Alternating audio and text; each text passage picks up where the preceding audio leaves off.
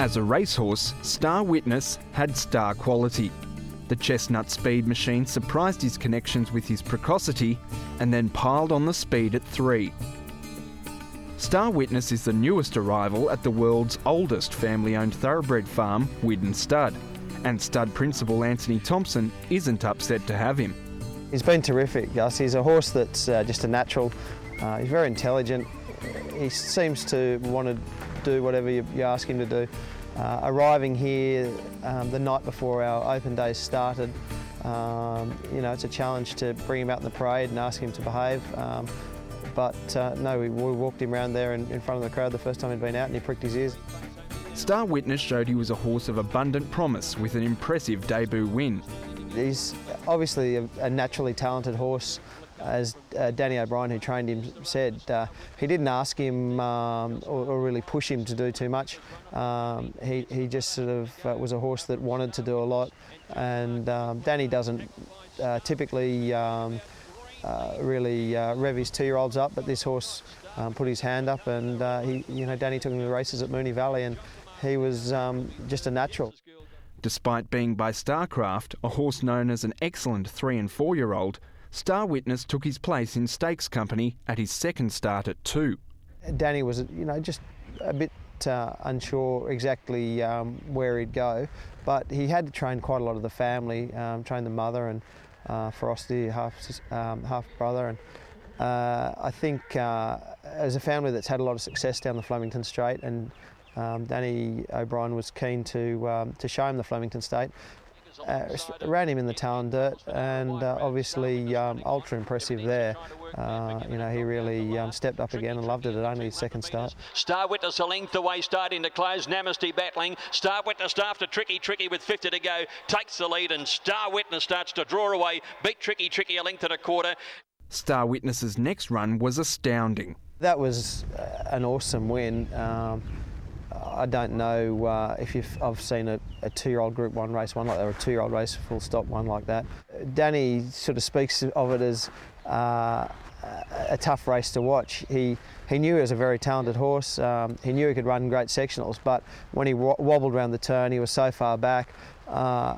Spotting Crystal Lily some 10 lengths and horses like that, he thought, this is great. He'll flash home because he can reel off some great sectionals, and he'll probably run 5th. And it may be a bit of an error here, because if we had run him in one of the preludes, he'd been to Caulfield, he would have known the track and maybe been a bit closer. But he said to see him, do what he did, flash home over the top of them like that, and win such an exciting victory, and at that stage he knew he had a great horse on his hands. It's Shahik with 100 metres to go, getting the upper hand. Star Witness Beneteau. Star Witness is flying home. Star Witness has got up to win. What a huge win! Star Witness was back at 3, and his main spring target was the Ascot Vale Stakes.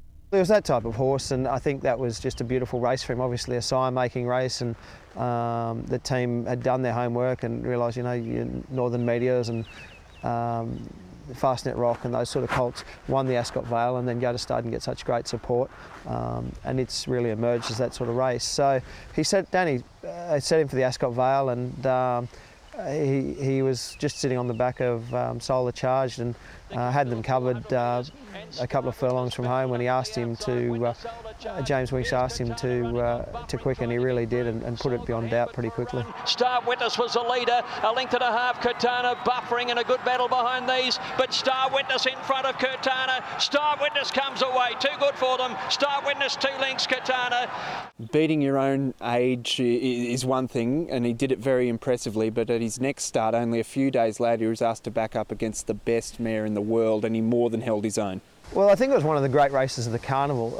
It was the Patnat Stakes on final day, and it was just an incredible field. All the horses had come together at the right time. You had last year's winner All Silent, Melito was coming in good form, Hortensia, of course Haylist, who's been such a big dominant sprinter and was in good form through the spring, and at that stage, Black Caviar stepping up for her first try at Group 1 level, and he at weight for age, taking on the older horses in the spring, It's a tough ask, but I think you look back on it, it's one of his great runs. Being beaten, running second to Black Caviar, as we know, is no disgrace, and finishing off as well as he did, beating some of those other more accomplished older sprinters as well as he did, was a great effort. And I think it's one in hindsight you really look on and say what a terrific run that day. From that point on, the ultimate aim was always a trip to Royal Ascot. That international expedition, I think, was one that really excited the owners, and I think he represented himself very well. Missing the start over 1,000 probably cost him the King's Stand Stakes, and then a lot of rain and a very heavy track in the Golden Jubilee. He got flushed out a bit early, and he just sort of got collared on the line where he did get tired. Having backed up in that deep ground just caught him out. But running second and third again at weight for age in those international Group 1 sprints, I think is a great thing to his CV. Certainly 2 Group 1 wins, 2 Group 1 second and a Group 1 third. It's great credentials for a beautiful colt that's so lightly raced. Despite having just gotten off a plane, Star Witness is starting to show signs of developing into a handsome stallion. He's just a beautiful type of colt, and he's a real sprinter miler. Obviously, he hasn't had much time to let down. He's only been here just on 2 weeks. He's covered 35 mares, and just getting the sort of hang of the routine on the farm. He's your quintessential Australian sprinter with a lovely head and shoulder. He's got great length, a lovely hip, and that powerful Gascon. So he's a horse that's been very popular with the breeders. Everyone who's seen him's loved him, and that shows in his bookings. He's got great support, quantity and quality. Mares like Miss Andretti, to have a mare like that turn up and be served by a young stallion like Star Witness after he'd only been here a couple of days was a great honour. And add to that Culminate and Dame Julia. You look through his book of mares, there's so many nice young race mares, stakes winners, stakes producers. I think he gets every opportunity at stud. And with plenty of mares already covered, he's obviously enjoying his job. Yeah, no, he's been busy. He's covering 3, sometimes 4 a day. So he's getting through his book, and he's a horse that, as I said, is a bit of a natural at it. So he's working through it pretty easily.